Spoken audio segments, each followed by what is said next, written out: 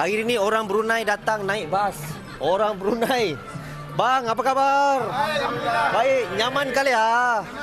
Nyaman. Oi, ini hari berapa ramai daripada Brunei ni datang Brunei di mana? Kita masukkan semua wajah-wajah orang Brunei. Tolong swap boleh, tolong swap. Okey, ini semua daripada Brunei follower saya Kita tanya akak-akak ni macam mana?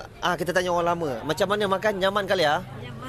Nyaman berhabis. Nyaman kali ya? Lagi sekali. Nyaman. Okey, Brunei di mana ni tadi?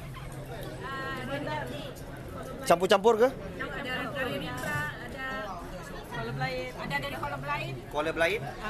Ada dari bandar, Brunei Muara. Dari bandar Brunei Muara semua ada. Nanti jangan lupa recommend sama kawan Brunei yang lain ya. Okey, baik. Terima kasih semua bang ya. Dari Brunei, diorang datang naik bas. Mana dia parking bas tadi ya.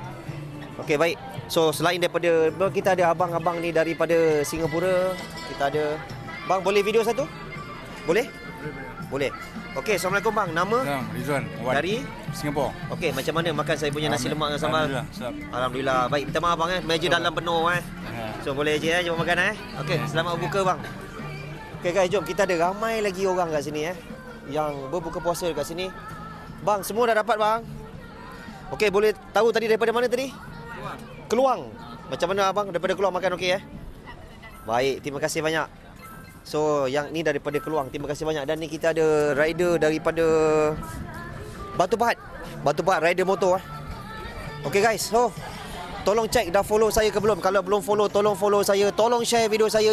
Saya ada orang Brunei, Malaysia dah memang tentulah.